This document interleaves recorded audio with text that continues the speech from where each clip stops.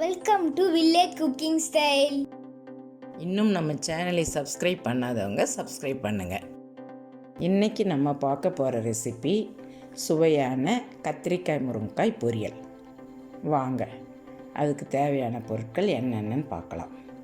இங்கே நான் ஒரு பவுலில் ஒரு 3 கத்திரிக்காய் கட் பண்ணி போட்டிருக்கிறேன். ஒரு முருங்கைக்காய் கட் பண்ணி தண்ணியில் சேர்த்து விட்டுருக்கேன் கலர் மாறாமல் இருக்கிறதுக்கு. ஒரு வெங்காயம், ஒரு தக்காளி கட் பண்ணி வச்சுருக்கேன். கொஞ்சம் ஒரு 10 பல் பூண்டு. இதுதான் இதுக்கு தேவையான பொருட்கள். இங்கே ஸ்டவ்வில் ஒரு கடாய் வச்சு ஆயில் விட்டு, ஆயில் சூடான உடனே கடுகு போட்டு, கடுகு பொரிஞ்ச உடனே வெங்காயம் சேர்த்து விடுறேன். வெங்காயம் சேர்த்து விட்டுட்டு மறுபடியும் தக்காளி சேர்த்து விடுறேன். தக்காளி சேர்த்துட்டு வதக்கணும். அந்த ஆயிலில் இந்த வெங்காயம் தக்காளி, இது கிராமத்தில் நாங்கள் இப்படி தான் செய்வோம். நல்லாயிருக்கும் டேஸ்ட்டாக. சேர்த்து விட்டுட்டு இப்போ கருவேப்பிலை கொஞ்சம் போட்டுட்டு அந்த வெங்காயம் தக்காளி திரும்பவும் நான் கொஞ்சம் வதக்கி விடுறேன். இந்த ஸ்டேஜில் பூண்டு எடுத்து வச்சோம் இல்லைங்களா, ஒரு 10 பல் பூண்டு, அதை சும்மா ஒரு தட்டி அதில் போட்டு சேர்த்து விட்டுருக்கேன். ஏன்னா நம்ம தட்டி போட்டால் தான் வாசனையாக இருக்கும். சேர்த்து விட்டுட்டு கத்திரிக்காய் முருங்கைக்காய் சேர்த்து விடுறேன். சேர்த்துட்டு நம்ம இதை கொஞ்சம் வதக்கணும். எல்லாம் இந்த வெங்காயம் தக்காளி எல்லாம் கூட சேர்த்து நல்லா வதங்குற அளவுக்கு நம்ம வதக்கி விடணும். மிக்ஸ் ஆகிற அளவுக்கு வதக்கிடணும். இது ரொம்ப ஈஸியாக செய்கிற ரெசிபி தான். ரொம்ப சிம்பிளாக செஞ்சிடலாம், ஆனால் நல்லா டேஸ்ட்டாக இருக்கும்.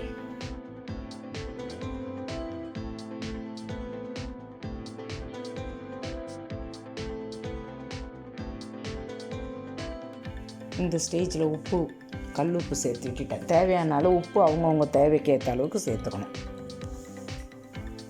சேர்த்து மறுபடியும் நம்ம உப்பு போட்டு வதக்கும்போது நல்லா வதங்கி வரும் நம்மளுக்கு.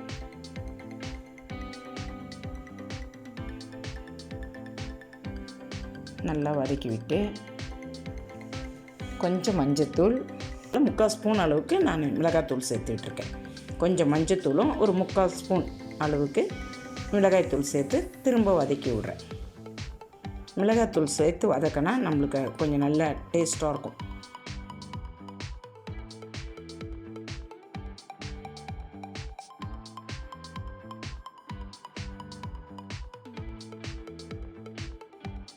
ஒன்றரை டம்ளர் தண்ணி அளவுக்கு சேர்த்துட்டு அதான் நம்ம தேவையான அளவுக்கு அது அந்த காய் வேகிற அளவுக்கு நம்ம தண்ணி சேர்க்கணும்.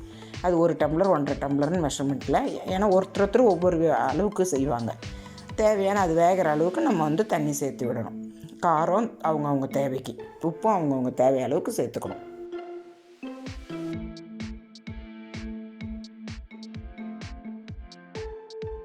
சேர்த்துட்டு நம்ம இப்போ அதை மூடி விடணும். இப்போ நல்லா கொதிக்குது பாருங்கள். கொதிக்கும்போது நம்ம திரும்பவும் கிளறி விடணும். நம்மளுக்கு அந்த மசாலாலாம் மிளகாத்தூள்லாம் நல்லா நம்மளுக்கு எல்லாம் இதுவாகணும். இல்லைனா ஒரே இடமா நிற்கிற மாதிரி இருக்கும். நம்ம கிளறி விட்டு திரும்ப மூடி வைக்கணும்.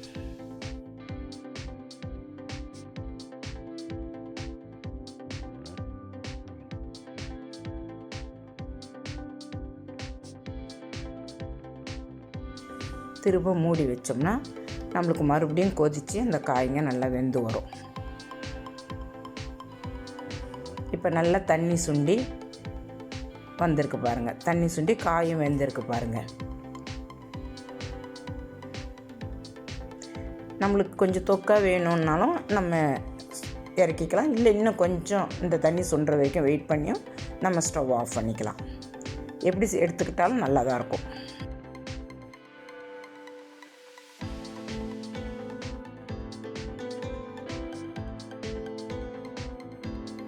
இப்போ நல்லா தண்ணி சுண்டி வந்துடுச்சு பாருங்கள். நல்லா ட்ரையான மாதிரி ஆகிடுச்சு. இப்போ நம்ம இது மிளகா கிளி சாம்பாருக்கு, ரச சாதத்துக்கு, தயிர் சாதம் எது கொண்டாலும் நம்ம இதை சைட் டிஷ்ஷாக யூஸ் பண்ணால் ரொம்ப டேஸ்ட்டாக இருக்கும். இப்போ சுவையான கத்திரிக்காய் முருங்கைக்காய் பொரியல் ரெடி. இந்த வீடியோ உங்களுக்கு பிடிச்சிருந்தா லைக் பண்ணுங்கள், கமெண்ட் பண்ணுங்கள், மறக்காமல் உங்கள் ஃப்ரெண்ட்ஸுங்களுக்கு ஷேர் பண்ணுங்கள். இன்னும் நம்ம சேனலை சப்ஸ்கிரைப் பண்ணாதவங்க சப்ஸ்கிரைப் பண்ணுங்கள். தேங்க்யூ.